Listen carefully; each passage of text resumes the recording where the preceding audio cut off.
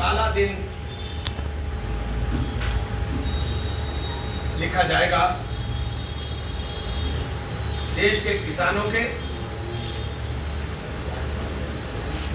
मंझोले व्यापारियों के हितों के ऊपर कुठाराघात कर और राज्यसभा में लोकतांत्रिक परंपराओं को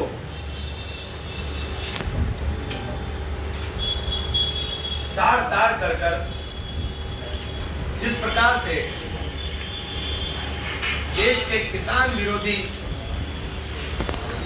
विधेयक को पास किया गया, कांग्रेस सड़क से लेकर संसद तक उसका विरोध करेगी।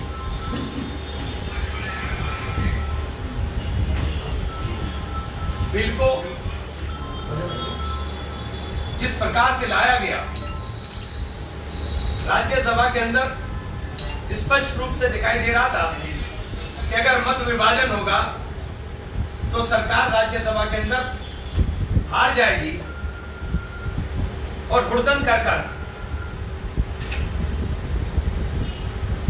ध्वनि मत से इस काले कानून को पास करने का काम किया और बार बार सरकार की तरफ से सफाई आ रही है कि ये किसान हित में है। अगर ये किसान हित में है तो आपने इस कानून न्यूनतम समर्थन मूल्य को क्यों नहीं बनाया? सबसे पहला सवाल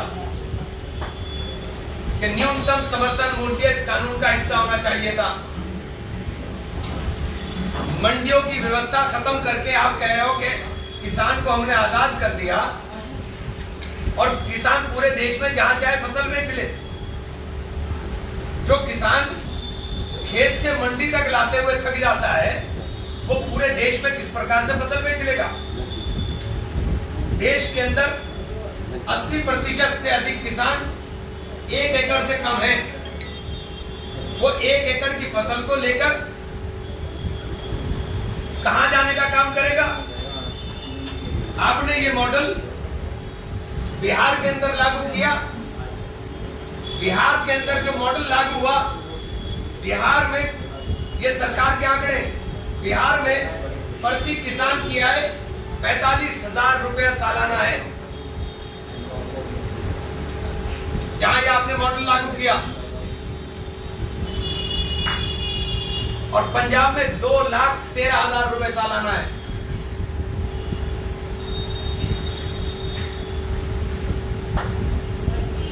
और इसके अंदर भी बिहार में जो किसान की आय है, उस किसान की आय में मजदूरी, पशुधन, उसकी आय जो है वो 20,000 है।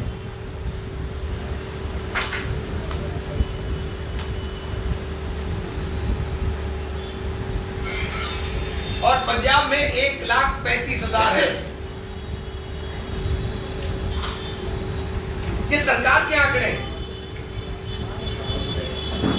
केवल अपने उद्योगपति मित्रों को फायदा पहुंचाने के लिए आपने पूरा सिस्टम चेंज कर दिया। आवश्यक वस्तु अधिनियम चेंज कर दिया। कालाबाजारी कैसे रुकेगी? आपने पब्लिक डिस्ट्रीब्यूशन सिस्टम को किस प्रकार से चला पाओगे? आप बोल रहे हो कि सरकारी खरीद होगी तो कानून का हिस्सा क्यों नहीं?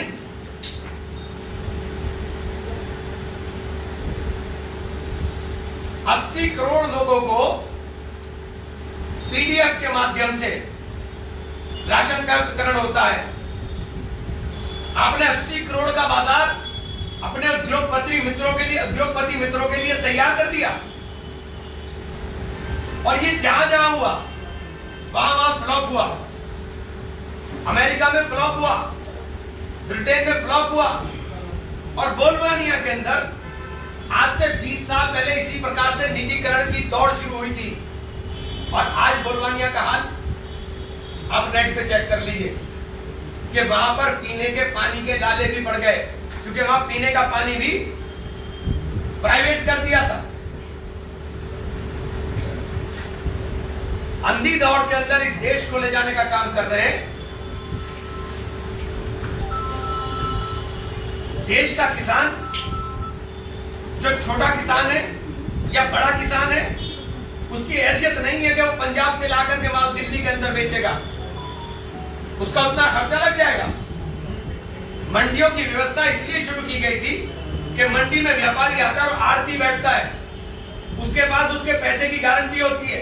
इनकी नेता सुषमा स्वराज ने पार्लियामेंट के अंदर बयान दिया था, पार्लियामेंट में, कि देश का आड़ती किसान का एटीएम होता है। आपने आड़त की व्यवस्था खत्म कर दी, सारे आड़ती खत्म कर दिया आपने।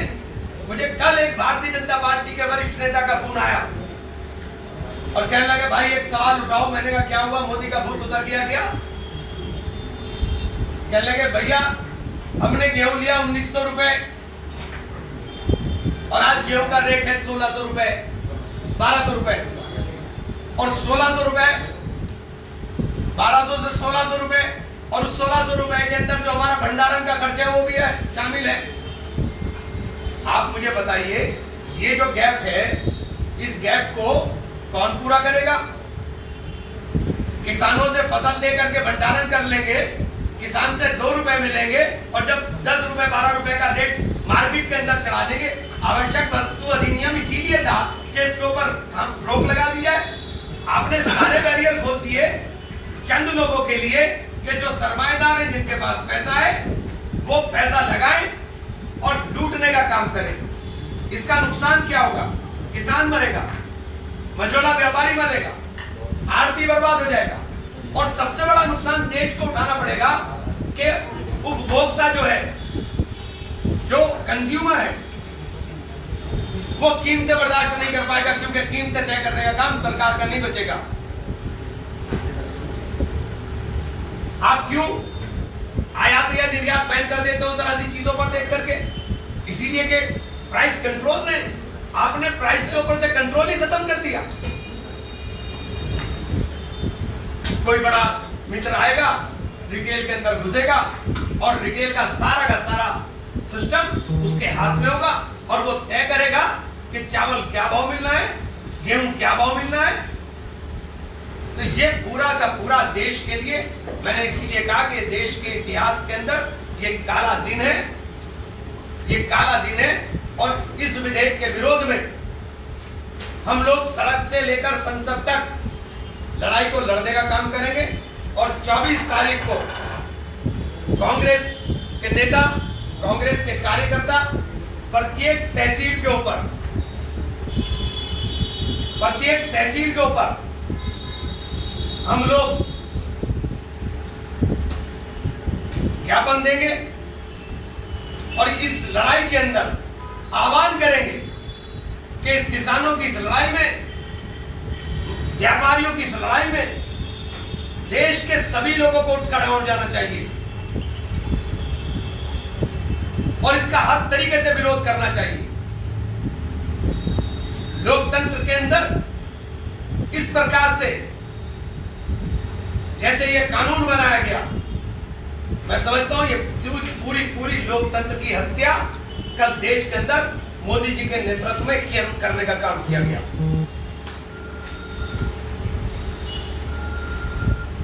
धन्यवाद।